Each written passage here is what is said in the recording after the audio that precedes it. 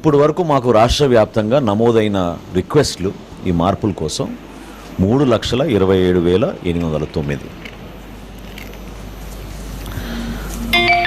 గతంలో నేను press conference పెట్టినప్పుడు మీ అందరికి కూడా కొత్తగా మేము డిజైన్ చేసిన స్మార్ట్ కార్డు గురించి నేను వివరించాను. అయితే కొంతమందికి పూర్తిగా దాని గురించి సమాచారం రాలేదు కాబట్టి కొన్ని అపోహాలు, ఇది నిజంగానే మిగతా డీటెయిల్స్ ఉన్నాయా లేవా అనే విషయం ప్రస్తావించారు. సో బేసికల్గా ఈ స్మార్ట్ కార్డ్ అనేది దీంట్లో క్యూఆర్ కోడ్ కూడా ఉంటుంది. ఆ సెక్యూరిటీ ఫీచర్స్ గురించి మీకు వివరిస్తూ కుటుంబ సభ్యుల వివరాలు వెనక చాలా క్లియర్గా కనపడేటట్టు బోల్డ్గా సింపుల్ ఫార్మాట్లో ఇది ఒకటి గమనించాలి మీరు. మొట్టమొదటిసారి గౌరవ ముఖ్యమంత్రి గారు అదేవిధంగా గౌరవ ఉప ముఖ్యమంత్రి గారితో సంప్రదించినప్పుడు మన ఎవరి ఫోటోలు లేకుండా పౌరుడికి ఉపయోగపడే విధంగా కేవలం మన చిహ్నాలే పెట్టి మనం ఈ కార్డుని రూపొందించుదామని వారు సూచించడం జరిగింది. దానికి అనుగుణంగా ఈ రైస్ కార్డ్ని కొత్తగా డిజైన్ చేసి ఎవరైనా ఎటువంటి సమస్యలు వచ్చినా వాళ్ళకి ఏమైనా సలహాలు ఉన్నా దానికో టోల్ ఫ్రీ నంబర్ కూడా మేము వివరిస్తూ వెనకాల ఈ 1967 అనే నంబర్ పెట్టి వీళ్ళకి వేస్తున్నాం. ఇక్కడ దీంట్లో సెక్యూరిటీ ఫీచర్స్ ఏంటంటే ప్రధానమైనది ఈ క్యూఆర్ కోడ్. ఈ క్యూఆర్ కోడ్ వల్ల స్కాన్ చేయగానే గత 6 నెలల నుంచి మీరు ఎక్కడ రేషన్ తీసుకున్నారు, ఎంతవరకు తీసుకున్నారు, ఏ ఫేర్ ప్రైస్ షాప్లో మీరు తీసుకున్నారు, ఈ వివరాలన్నీ కూడా మా దగ్గర ఉంటాయి. రెండోది ఇంకా ముఖ్యమైనది, ఇది ఆటోమేటిక్గా మా డేటాబేస్కి లింక్ అయింది కాబట్టి ఎవరైనా ఈ సర్వీసెస్ నేను ఇందాక చెప్పినట్టు ఉపయోగించుకుంటే ఆ మార్చుకున్న వివరాలన్నీ కూడా ఇమీడియట్గా ఆటోమేటిక్ అప్డేషన్ మా రికార్డ్స్లో సిస్టంలో ఇమీడియట్గా జమ అవుతాయి. ఈ ప్రధానమైన ఈ 4 ముఖ్య అంశాలు, ఒకటేంటంటే గతంలో మీరు చూసిన పెద్ద రైస్ కార్డులు, రేషన్ కార్డులు, వాటిలో ఎవరి ఫోటోలు నింపుకునే ఇబ్బందికరమైన పరిస్థితులు లేకుండా ఖచ్చితంగా పౌరులకి ఇది రాష్ట్ర ప్రభుత్వం కేంద్ర ప్రభుత్వం సహాయంతో కలిసి చేసే కార్యక్రమం కాబట్టి కేంద్ర ప్రభుత్వం రాష్ట్ర ప్రభుత్వం జారీ చేస్తున్న ఆంధ్రప్రదేశ్లో మొట్టమొదటిసారి ఈ స్మార్ట్ కార్డ్ని మేము ఈ ప్రక్రియ పూర్తి అవగానే రైస్ కార్డ్ సర్వీసెస్ 1 నెల పాటు మేము ఓపెన్ చేసి పెడతాం అందరికీ మే నెలలో. సో గ్రామ సచివాలయం, వార్డు సచివాలయంలో పోయి నమోదు చేసుకోవచ్చు. అదేవిధంగా 1 వారం తర్వాత రేపటి నుంచేమో రేపు ఉదయం నుంచే గ్రామ సచివాలయం, వార్డు సచివాలయానికి వెళ్ళి ఈ కార్డు గురించి వివరాలు చెక్ చేసుకుని కొత్తవి ఏమైనా ఉంటే వివరాలు మీరు నమోదు చేసుకోవచ్చు.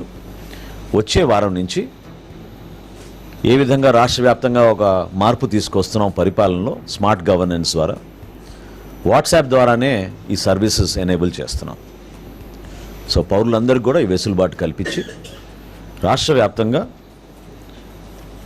గతంలో మాకున్న సమాచారం మేరకు సుమారు 4,24,59,028 మందికి ఈ కొత్త కార్డ్స్ మేము జమ చేసేటట్టు వాళ్ళకి అందించేటట్టు ఒక అద్భుతమైన కార్యక్రమం జూన్ మాసంలో చేపట్టబోతున్నాం.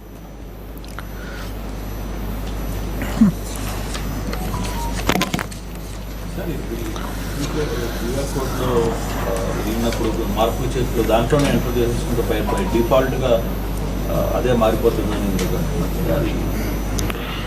అంటే ఈ పాస్ మెషిన్లో మీరు ఆ చేంజెస్ చేసుకోవడానికి వెసులుబాటు కల్పిస్తున్నాం. 95% ఈ కేవైసీ అయిపోయింది. ఇంకా ఫర్దర్గా ఎవరైనా ఈ కార్డు నమోదు చేసి జారీ చేసిన తర్వాత ఎవరైనా చేంజెస్ చేసుకుంటే ఆ ఆటోమేటిక్ అప్డేషన్ మా సిస్టంలో జరిగిపోతుంది. దానికి ఇంకా ఫర్దర్గా మళ్ళీ మీరు 4 చోట్ల తిరగాల్సిన అవసరం లేకుండా డేటాబేస్లో మార్పులు ఇమీడియట్గా జరిగిపోతాయి. జూన్ మాసంలో మేము జారీ చేస్తాం కార్డ్స్.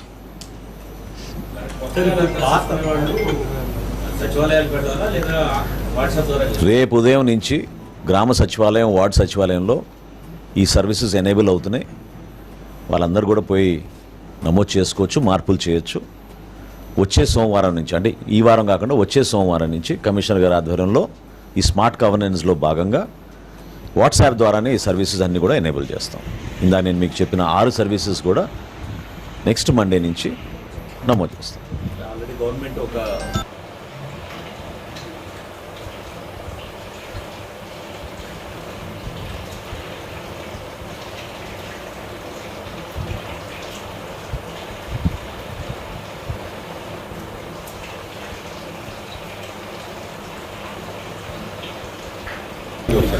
ఈ కేవైసీ 95% పూర్తయిందని చెప్తున్నా కదా మీకు. అవును, ఈ రోజు వరకు మాకు వచ్చిన దరఖాస్తులు 3,27,000. ఏది కొత్తగా మేము ఇందాక ప్రకటించిన 6 సర్వీసెస్ కూడా అడ్రస్ మార్పు కానివ్వండి, మెంబర్ ఎడిషన్ కానివ్వండి, మెంబర్ డిలీషన్ కానివ్వండి, ఈ విధంగా స్ప్లిట్టింగ్ ఆఫ్ కార్డ్స్ కానివ్వండి. కొత్తగా పెళ్ళైన వాళ్ళు కొత్త కార్డు ఖచ్చితంగా కపుల్స్ కోరుకుంటారు కాబట్టి వాళ్ళందరూ కూడా ఆ వెసులుబాటు కల్పించాం. No, we never delete cards.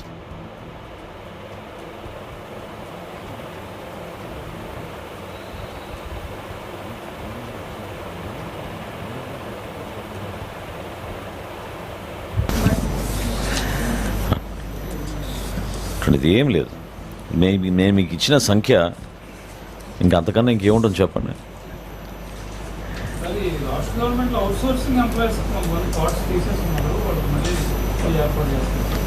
అంటే వాళ్ళకి గవర్నమెంట్ ఎంప్లాయీ కింద నమోదైంది. యాప్ కాస్ట్లో ఉన్న ఎంప్లాయీస్ అందరినీ కూడా డేటాబేస్లో గవర్నమెంట్ ఎంప్లాయీగా చూపిస్తుంది. గౌరవ ముఖ్యమంత్రి గారి దృష్టికి తీసుకెళ్ళాం. తప్పకుండా దానికి ఆ వెసులుబాటు కల్పిద్దామని చెప్పారు. We'll follow the system. రైతులకి ఈరోజు ఈవినింగ్ లోపల గత 3 రోజుల నుంచి ఉభయ గోదావరి జిల్లాలో పర్యటన పూర్తి చేసుకుని ఇప్పుడే వస్తున్నానండి. ఇప్పటివరకు పంట నష్టం గురించి కలెక్టర్లకు ఆదేశించారు గౌరవ ముఖ్యమంత్రి గారు. రేపు మధ్యాహ్నం కల్లా వివరాలు వస్తాయి. రేపు 2ంటికి గౌరవ ముఖ్యమంత్రి గారి దగ్గర సమీక్షా సమావేశం ఉంది. దాని తర్వాత యాక్చువల్ వివరాలు మీ అందరూ కూడా అందిస్తాం. ఈ ప్రధానంగా ఉమ్మడి తూర్పుగోదావరి జిల్లా, పశ్చిమ గోదావరి జిల్లాలో వర్షపాతం 7 సెంటీమీటర్ల వరకు నమోదైంది, అనుకోకుండా ఊహించని విధంగా. సో ఎక్కడైతే పంట నష్టం జరిగిందో దాని గురించి పూర్తి వివరాలు రైతు సహాయ కేంద్రాల్లో లెవెల్లో, అదేవిధంగా మండల స్థాయిలో వివరాలన్నీ కూడా సేకరిస్తున్నాం. తప్పకుండా రైతులను ఆదుకుంటామనే ఒక నమ్మకం, భరోసా ప్రభుత్వం నుంచి నిన్న గౌరవ ముఖ్యమంత్రి గారు ప్రకటించారు. పౌర సరఫరాల శాఖ నుంచి కూడా తడిసిన ధాన్యం ఖచ్చితంగా మేము కొనుగోలు చేసే విధంగా ఇన్స్ట్రక్షన్స్ ఇవ్వడం జరిగింది అధికారులకి. ఎవరు కూడా దాని గురించి ఆందోళన చెందాల్సిన అవసరం లేదు.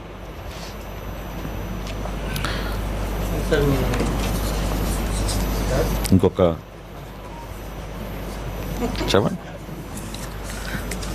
అంటే అడిషనల్గా మీకు ఒక చిన్న పాయింట్ ఒకటి చెప్పాలి, అది అవసరం నేను భావిస్తున్నాను ఈ సందర్భంలో.